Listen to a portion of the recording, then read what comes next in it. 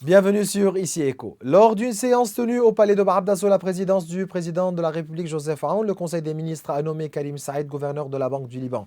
Cette nomination a été actée à l'issue d'un vote ministériel où Saïd a obtenu 17 voix sur 24. Son élection s'est faite malgré une vive opposition du Premier ministre Nawaf Salam et des ministres qui lui sont affiliés.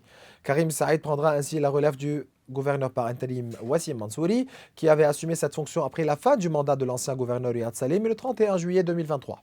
Le nouveau gouverneur devra faire face à d'importants défis économiques et financiers, notamment la restructuration des banques et la question des droits des déposants. À cet égard, les récentes déclarations du ministre des Finances, Yassine Chaber, se veulent rassurantes. Il a exclu toute stratégie de redressement impliquant l'effacement ou la suppression des dépôts bancaires. Les efforts actuels se concentrent sur l'élaboration d'un plan permettant le remboursement progressif de ces dépôts selon un mécanisme organisé. Une priorité accordée aux petits déposants. L'objectif est ensuite d'élargir le champ de restitution des fonds selon un calendrier précis. C'est là ou bien c'est là que le rôle de Karim Saïd prend toute son importance. Il devra, avec son équipe, évaluer la situation du secteur bancaire et de proposer un mécanisme approprié pour résoudre la crise des déposants. Toute solution à cette crise devra s'appuyer sur la relance de l'économie libanaise en préservant le secteur bancaire et en rétablissant la confiance des déposants.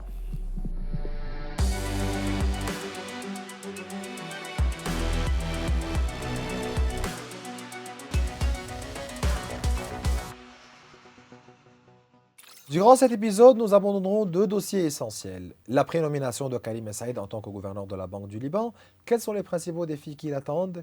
Qu'en est-il des dossiers cruciaux tels que la restructuration des banques, la liste grise, l'avenir des dépôts et bien d'autres encore? Pour en parler, nous allons recevoir Jassem Ajagi, professeur d'économie à l'Université libanaise. Aussi, un autre dossier, les marchés et les prix à l'approche des fêtes. Quelle est la situation des chaînes d'approvisionnement et des stocks? Nous en discuterons avec Hani Barsalé, président du syndicat des importateurs des produits alimentaires. Toujours un plaisir de vous recevoir, Hani Barsalé. Bonjour. Euh, Premièrement, quelle est votre réaction à la nomination de Karim Saïd en tant que gouverneur de la Banque du Liban? C'est un bon mouvement en avant. Mhm.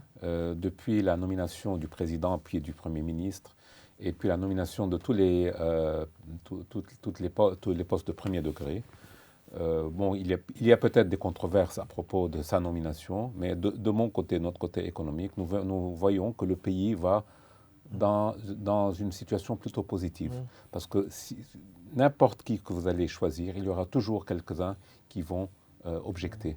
Donc on voit, je ne connais pas personnellement M. Saïd, mais on a beaucoup entendu de bonnes choses de lui. Donc nous sommes positifs à ce que cette personne soit dans le bon poste pour améliorer la situation économique et financière du pays. En tant que syndicat d'importateurs de produits alimentaires, avez-vous encore des revendications à lui adresser? Ah oui, sûrement, sûrement.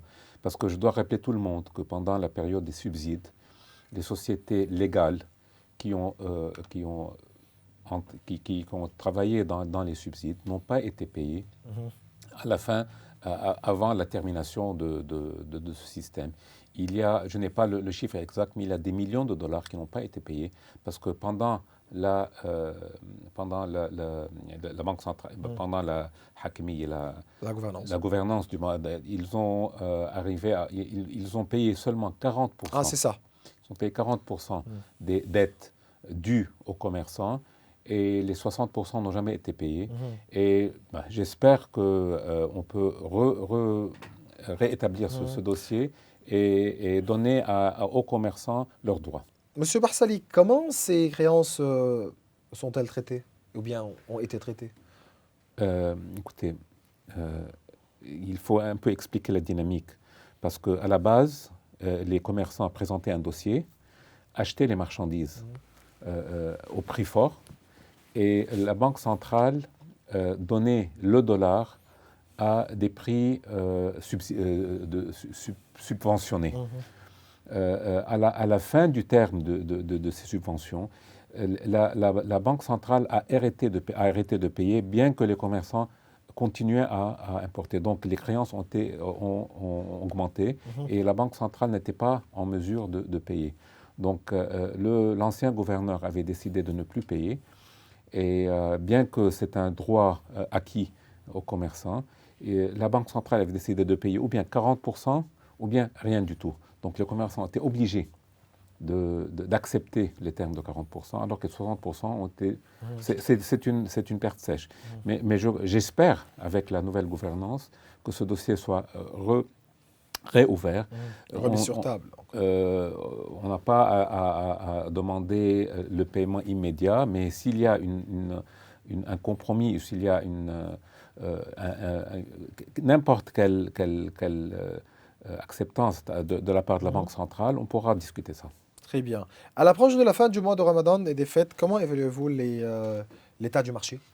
Écoutez, il faut toujours préciser que pour les commerçants, le Ramadan, ou bien toutes les fêtes en fait, ce n'est pas seulement le Ramadan, commence un mois avant la date et finit 15 jours avant la fin. Parce que nous, comme commerçants, on doit nous ravitailler pour que les marchandises soient dans nos entrepôts avant que le client, avant que les gens viennent acheter dans le supermarché. Donc pour nous, le Ramadan, la crête de la demande de Ramadan a arrêté au 15e jour.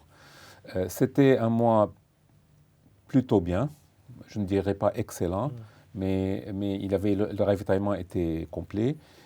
Bien que dans les médias, on a vu plusieurs complaintes que les prix ont augmenté. Je peux vous assurer que les prix étaient normaux. Il n'y avait pas vraiment Très bien, discutons plus. Donc, quelle est la situation des chaînes d'approvisionnement, des importations et des stocks disponibles sur le marché? Il faut préciser, il faut diversifier les choses. Parce que dans le ravitaillement, il y a les produits frais et les produits en conserve. Pour le Ramadan, la plupart des marchandises qui sont consommées, c'est des marchandises fraîches. Donc, c'est des légumes, des fruits, de la viande. Ce sont des produits frais. Les produits frais, ce n'est pas des produits qui sont ravitaillés sur 2 ou 3 mois. Ce sont des produits journaliers. Et surtout quand on parle des légumes et des fruits, donc le fattoush et le taboul et tous les trucs. Et ces produits peuvent fluctuer, les prix de ces produits peuvent fluctuer au jour de jour. C'est pourquoi les gens ont peut-être senti qu'il y a une augmentation de prix de ces produits. Mais de mon point de vue, donc du point de vue des produits importés, quand je parle des produits de première nécessité, donc le riz, les conserves, la viande en boîte, les prix n'ont pas augmenté. Ils ont été vraiment très stables. Ah, c'est ça. Parce que vous affirmez toujours que les produits alimentaires sont disponibles et aucune pénurie n'est à prévoir. Pourtant, les prix, selon certains consommateurs, restent élevés et il semble difficile de contrôler tous les commerçants. C'est pourquoi, bon, les prix du marché sont sujets à l'offre et à la demande. Mais on peut vraiment confirmer qu'il n'y a pas eu de pénurie. Il n'y a pas eu de pénurie pendant la guerre, donc de par la période septembre jusqu'à décembre. Il n'y a pas eu de pénurie pendant le Ramadan. Et il faut noter une chose qui est très importante, c'est que les produits que vous voyez maintenant sur les supermarchés, sur les étagères, ont été commandés depuis 3 ou 4 mois. Où est-ce qu'on était depuis 3 ou 4 mois? On était en pleine guerre. Donc, on doit vraiment préciser que le secteur privé et tous les commerçants, tous les importateurs, tous les industriels ont été très courageux de placer leurs commandes pendant les jours les plus difficiles de la guerre pour que le ravitaillement soit comme vous le voyez maintenant. Donc ça, c'est un point à noter au secteur privé en général et en tout cas pour le secteur de l'importation. Comment l'augmentation des prix des matières premières au niveau mondial, international, se répercute sur les prix actuels? Nous ne sommes pas dans une période de crise du point de vue mondial. Quand je parle de produits de première nécessité, et généralement c'est les huiles, le riz, les graines, ces produits, le blé, nous sommes dans une situation de ravitaillement plutôt normale. Je ne dis pas que les prix sont bas, mais nous sommes dans une situation qui est plutôt normale. Il n'y a pas eu de fluctuations énormes. Il y a eu quelques fluctuations sur le sucre, il y a eu des fluctuations sur le café, sur le cacao. Pour le cacao et le café, je les mets en deuxième nécessité. Le sucre, en fait, a baissé, il n'a pas augmenté. Pour le riz, les prix ont été plutôt normaux. Et pour le ravitaillement normal, donc conserve de thon, conserve de sardines, conserve de viande, les prix étaient normaux. Donc on n'est pas dans une période de crise. Oui, mais selon vous, la nouvelle stratégie du président américain Donald Trump en ce qui concerne les Oui. nouvelles taxes, est-ce que cela portera des conséquences sur les prix Pas directement sur le Liban. ah, Pas directement sur le Liban. Il y aura mais vraiment... l'huile, le Non, riz, écoutez, parce que etc. c'est un problème de ravitaillement entre les États-Unis et les pays Hmm. avec lesquels il y a un problème. Donc vous dites qu'on Donc, ne sera pas par affecté, exemple, c'est pour ça? nous, nous importons beaucoup de produits de Chine.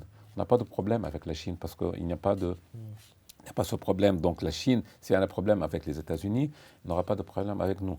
Même avec les États-Unis, on n'a pas de problème. Mais cette stratégie pourra engendrer une crise, une nouvelle inflation, c'est ça, Je, mondiale, je au niveau ne- je mondial. ne le vois pas directement actuellement.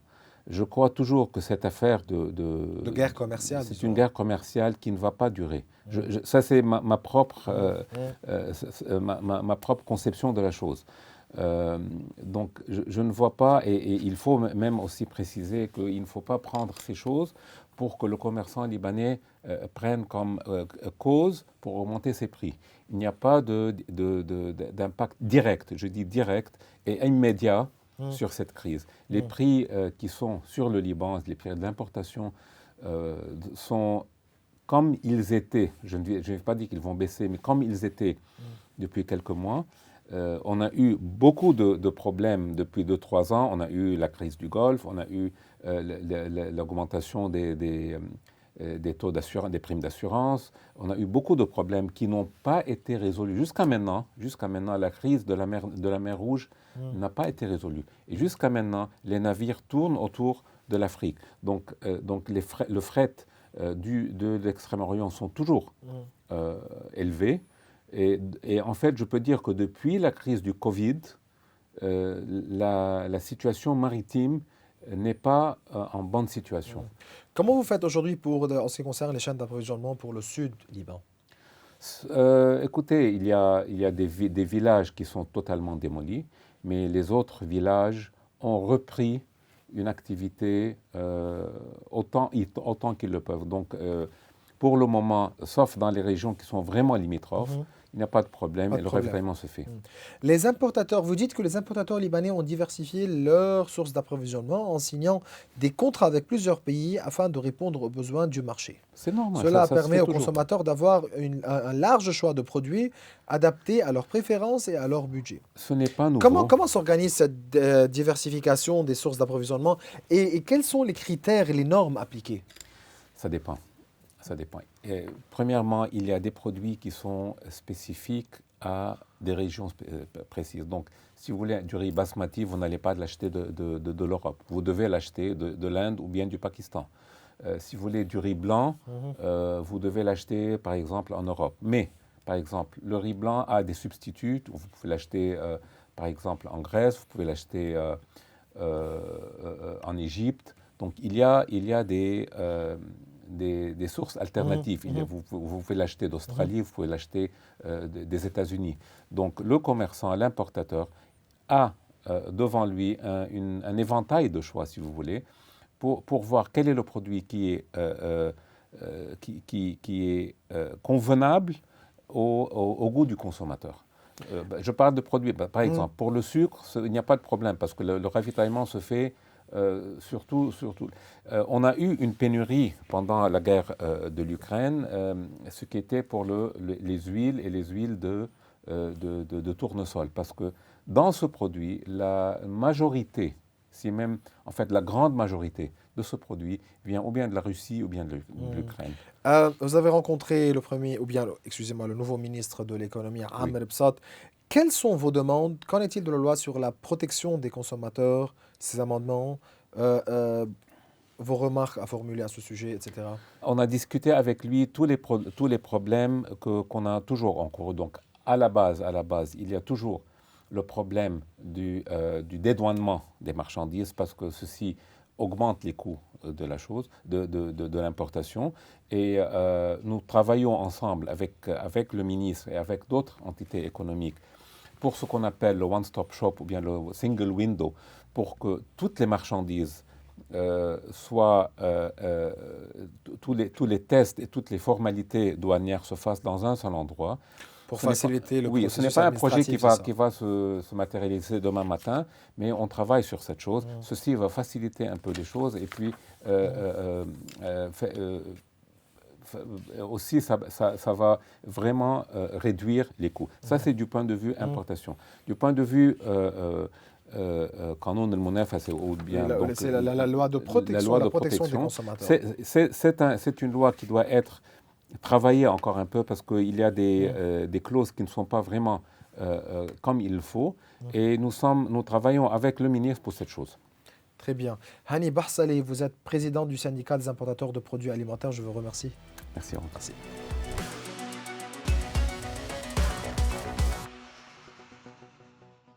Durant la seconde partie de cette émission, je reçois le professeur Jassem Raja'a, qui est professeur d'économie à l'université libanaise. Toujours un plaisir de vous recevoir, professeur Raja'a. Le plaisir est pour moi, Monsieur Maurice. Quelle est votre réaction à la nomination de Karim Saïd en tant que gouverneur de la Banque du Liban après avoir pris connaissance de son parcours? Je pense que c'est une bonne décision.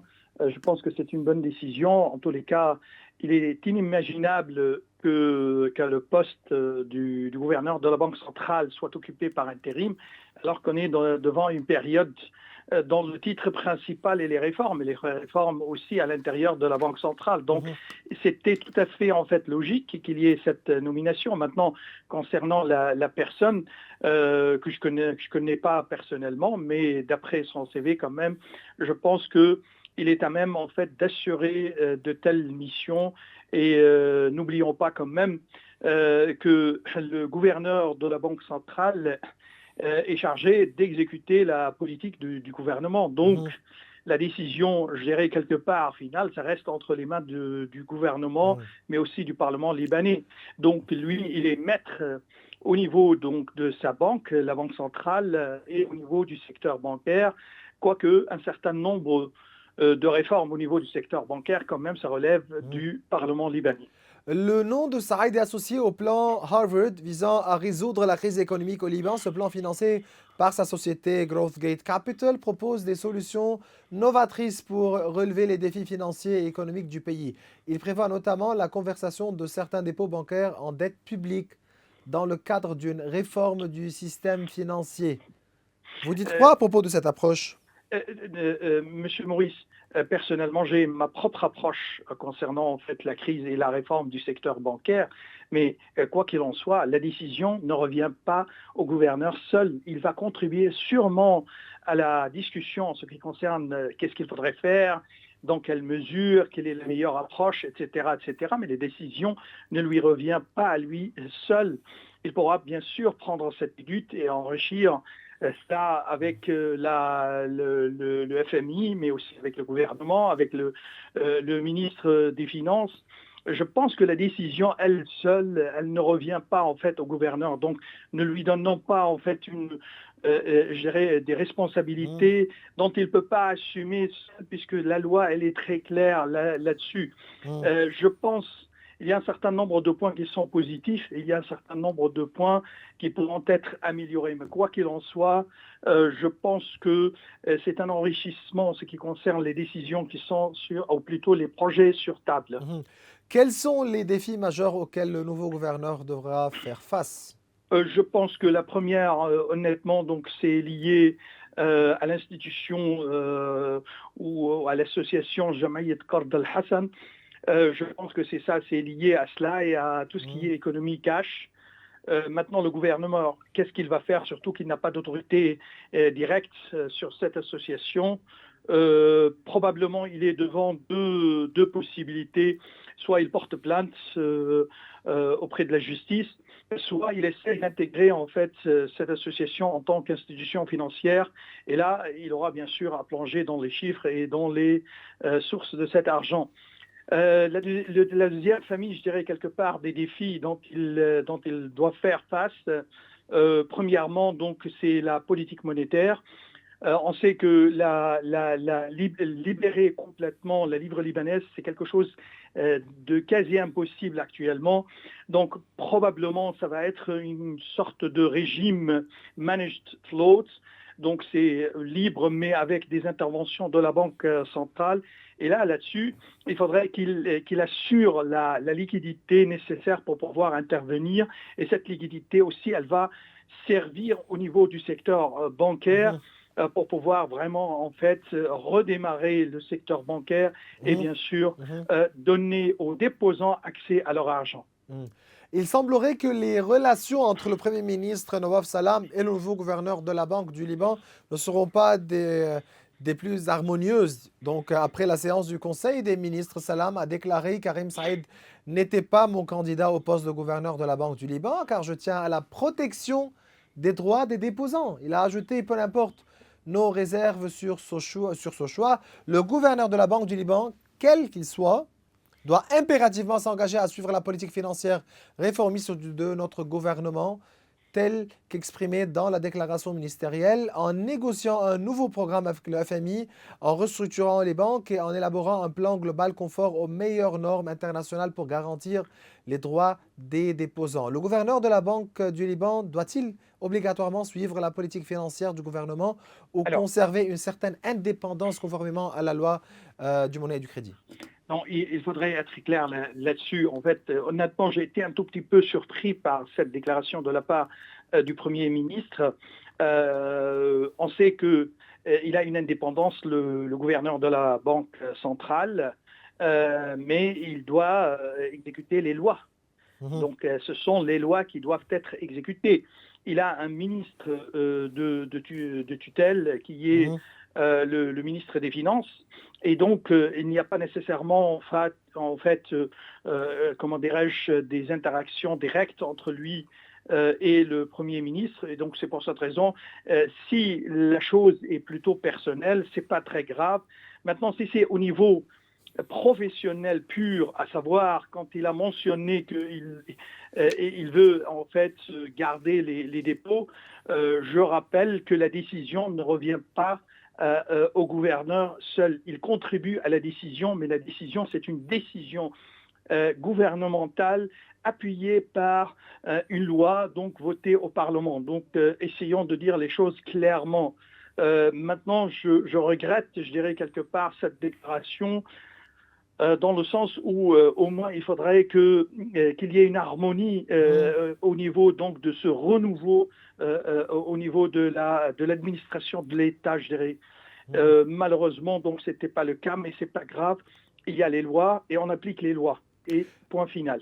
Lors de la réunion du Conseil des ministres hier, les ministres ont interrogé Karim Saïd sur plusieurs sujets, mais la principale question concernait les fonds des déposants. Saïd a répondu: les fonds des déposants sont sacrés. Ils seront remboursés conformément au mécanisme proposé. Il n'y aura pas de haircut. C'est une ligne rouge pour moi. Quelle approche le nouveau gouverneur pourrait-il adopter pour résoudre cette crise? Je pense qu'il y a plusieurs approches. Je ne connais pas exactement son approche à lui, personnellement, mais je pense qu'il y a eu plusieurs approches pour ne pas toucher aux dépôts bancaires et pour ne pas en faire, en fait, je dirais quelque part des sacrifices et faire des R4 là-dessus. Je crois honnêtement, donc, il y a plusieurs aspects.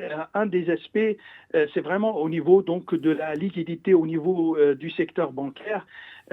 Si on arrive en fait à interdire l'économie de cash par le biais d'un plafond pour les opérations de cash, l'argent automatiquement doit migrer vers le secteur bancaire et on le sait historiquement, donc on a besoin de 15% cash pour pouvoir satisfaire la demande de la clientèle.